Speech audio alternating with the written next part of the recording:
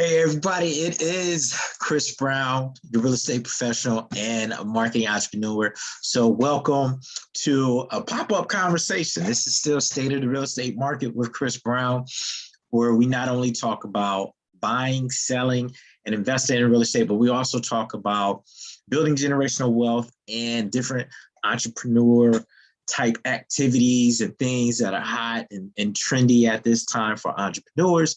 And just wanted to come and give you guys some new updates. Today is really just a pop-up conversation. A lot of people have been asking me, is the real estate market still hot? I would say in my market, the market is still hot. And I am in the Tampa Bay area and it is still hot. Some people are anticipating a little bit of a slowdown for reasons being, primarily is because a lot of the kids are going back to school. That's always been a trend in the past. That's always been a trend that has been the usual. When kids go back to school, the buying and selling process slows down a tad bit. So what does that mean? Some people may be a little bit busier and they may not be able to have their finger or their eyes on the internet like they previously have had for the past year, where they're just constantly in front of that computer. And maybe something else may happen. Nothing has been the usual or the traditional trend as it has been in the past. I say at least for the past 2 years now. Nothing's been trending. Actually, it's probably past 4 years. It's been like that. Real estate market has been very unique. I've been in the real estate market or as a real estate professional since about 2003. That's when I started in the real estate world. And I can tell you this is unique. I've seen a couple of unique things. I've experienced the crash. Yes, licking my wounds. I had to lick my wounds from that situation. And I've experienced the extreme rush of opportunity that has presented itself in the past 4 to 5 years, actually. So, but with that being said, my short answer would be yes, the real estate market is still hot. I was actually out showing a client a property. Property just came on the market the very same day we went out to go take a look, because we've actually been looking for a few months now. My client has been very patient, and I appreciate that of them and the loyalty. So as a buyer, it becomes a little bit of a challenge to work with buyers at this time as a real estate professional, just because it's, they get frustrated as well. The patience, you have to have patience in today's market. But we did go look at some properties, one particular home. And with that one particular home, we looked at it. And as soon as I pulled up, there was already a line of people waiting outside of the home to be able to view it. So that let me know that, hey, this one is still a challenge, still going to be a challenge. We are still experiencing the seller's market, where this particular market has a low supply of homes, and you still have a high number of buyers that are out there that are looking for homes to live in. People are moving into my area, to the state of Florida. People are moving to Tampa Bay. Tampa Bay right now is like the popular city, especially sports-wise, activities. And we even got the nod that we may be the flexible city to live in. So that's been pretty unique. But with that being said, hey, we just make it work. So along with that being said, I wanted to go over a couple of things with you guys to kind of let you know what's going to be trending with the new real estate future. With the new real estate future, we're going to have all kinds of things going on. So let's go ahead and dive into this. I want you guys to see what's going on, what I'm seeing. And, this is what I like to share with folks. Let them know what's going on in the real estate market. So let's see here. There it is. All right. So as we dive right on into this, pull up this information. The outlook of real estate once this COVID-19 is done. Guys, it may not be called COVID, but there is a Delta variant out there. I just encourage everyone to stay safe. Think of yourself, your family, and your goals that you're trying to do. And, that's what I do. I just think about that. And, if I go down sick, it's going to put me out for, 10 days, to say 2 weeks. It's going to put me behind 2 weeks. I have some big important things that I want to do, especially with the family. I won't be able to do that if I do get sick. So I am trying to protect myself, and you guys do the same. So I encourage you to do the same. But with that being said, when will the normal return?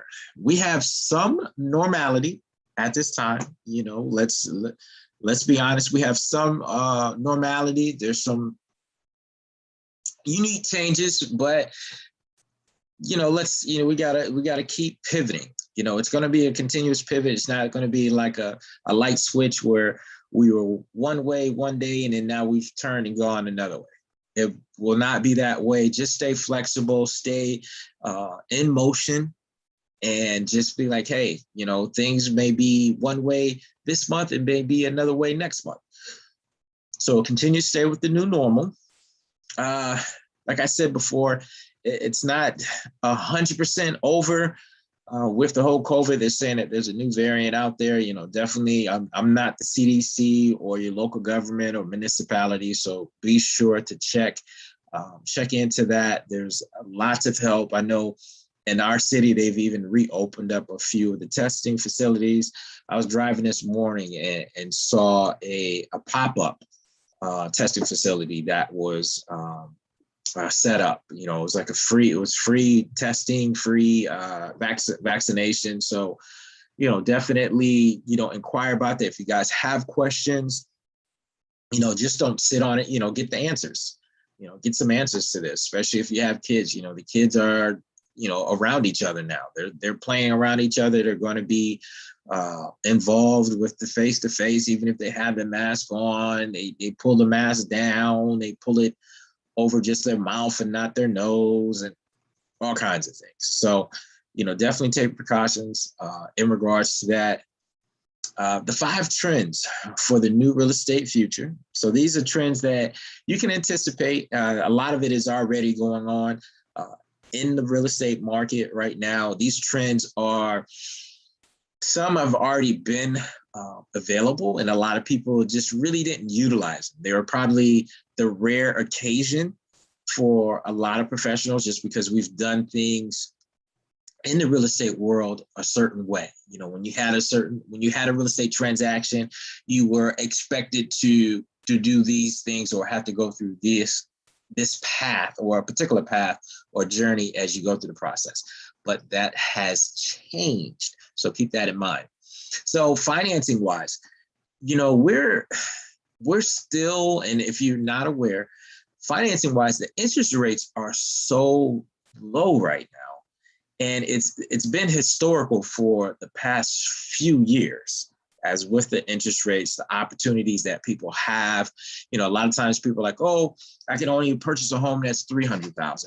Well, if that was, say, 5-10 years ago, and that was your mindset, your opportunities may have changed. I would say it has changed, because, looking at a $300 home, say 5 years ago, and then trying to compare it to a property today, if you're still in that same situation, it's different, because the interest rates are much lower. And with the interest rates being much lower, you can afford more homes. So you're probably looking at $350,000, $400,000 for a home, and being equal to the same payments as it were, say, 5 years ago. So keep that in mind. I always tell people, inquire with the professionals, see where you stand. If you're thinking about buying a home, see where you stand financing wise. People now are not, if they're living in a home and they're not buying or selling their home, they're thinking about refinancing it, just because the interest rates that they previously received, it's much higher than what the interest rates are now. So the available interest rates now are much lower, and a lot of people are refinancing because it places them in a better financial situation with their home, and it also may lower their monthly payments. So keep that in mind, and that works with the buying or selling as well. Keep that in mind. Inquire with the professionals. See exactly where you stand. All right. Curbside closings. If you've heard of anybody buying or selling a home, especially during the pandemic months, this is a very common process now. It's people are familiar with it. They may have not gone through it, but they've heard of it. And literally, the closing agent has come out to the vehicle of these individual families, and that closing agent provides the stack of documents. Some of them stand outside. Some are doing virtual, where they provide them with the package. So if they have questions, they have that information in front of them. Remote closings, I utilize that a lot with my with my closing agents, because I've always dealt with clients that either live out of state or they lived here and they're moving out of state and they had to move before the home actually closed. Mail away closings, it's not uncommon, but it's common, especially if you have a title agent that's been in the business for a while. Doing conference calls. Conference calls are, a lot of times, like I said, you can't have people in the same place at the same time sometimes. That may be the scenario. So be familiar with curbside closings and just things being a little bit different at the closing table, and that being a bit more of the new norm. All right, mortgage lending. There's always going to be mortgage lending. There's some talk about how, should we do a 30-year mortgage, or should we even do a 40-year mortgage? Wow. Just because the prices have been going up, I do agree, prices have been going up. Now, if they were to do something like a 40-year mortgage, that would be a serious game changer. So keep an eye on that. If it may happen, I'm not sure, but traditionally you've had the 30-year, you've had the 15-year types of mortgages out there. But if there's going to be a 40-year mortgage to appear, that would be a major game changer. Lending criteria, it's some of the same criteria, but they're probably placing a closer eye on things. Credit scores, at one point, they were requiring the credit scores to be much higher than traditional, but I have seen those credit score requirements come down a bit from, say, at least 6 months ago. So keep that in mind. Verification, you see VO on here. It's VOE, it stands for Verification of Employment. They're really doing some deep diving on this. They want to make sure that you have a job. They want to make sure that you can verify it. And sometimes they're asking you to verify it in more than one or two ways, because traditionally they've asked for pay stubs and they may call to do a verification of employment. They may add a couple of extra steps as you're going through that process.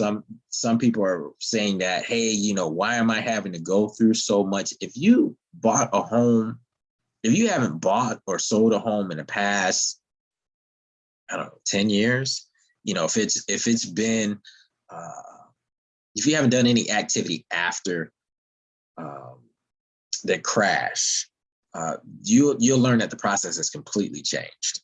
Totally. It has totally changed. Before the crash, the real estate crash, like the 08, 09, they said you just needed a mirror.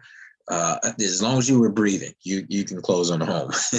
So keep that in mind. That things are a bit different now. So that is not the scenario. They are going to be asking you a lot of questions, asking you to verify, make sure that your employment is still in line, make sure that your business is still operating. Open houses. You're seeing the guidelines for, a lot of homes at one point were having like a COVID-19 guideline that you had to do certain things prior to viewing a home for like an open house. Are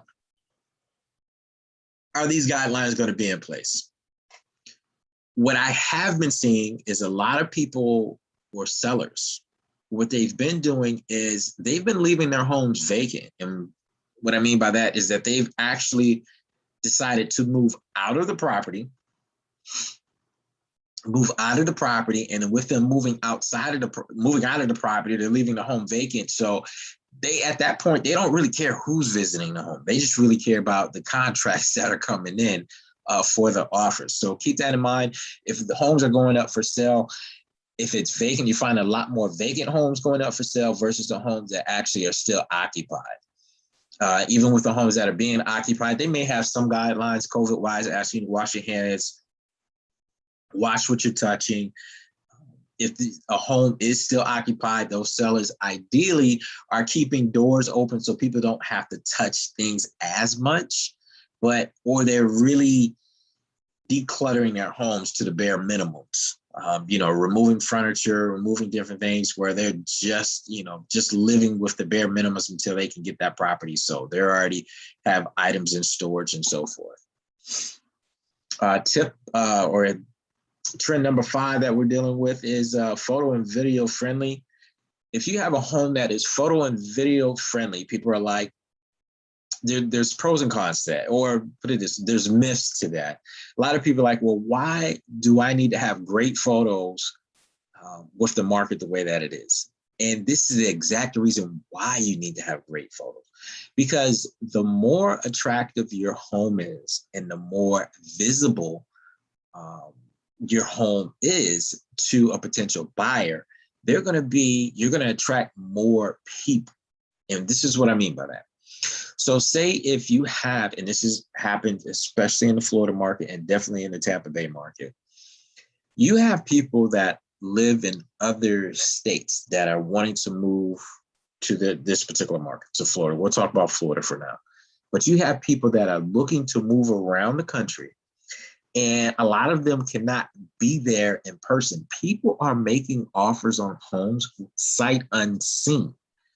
Now, how are they doing this? The more savvier ones may work with a real estate professional that is local, and they're utilizing different tools to be able to view the home as much as possible.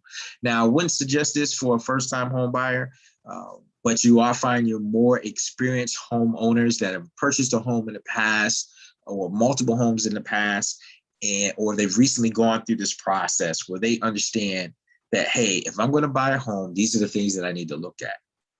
And this is where people are taking great pictures. They're looking at how the pictures are.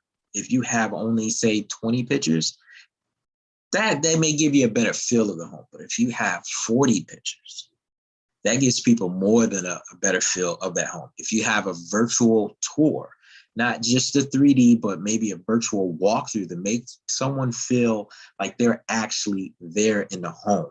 Typically when I do a virtual tour, 3D, or a walkthrough, we're walking from the outside to the inside of the home, videoing the experience. So it's creating an experience for any potential buyer. And by spending, and this is how I look at it, by spending the additional funds to be able to do that, I'm going to be attracting more people, because now they're like, hey, I have a better feel for that home.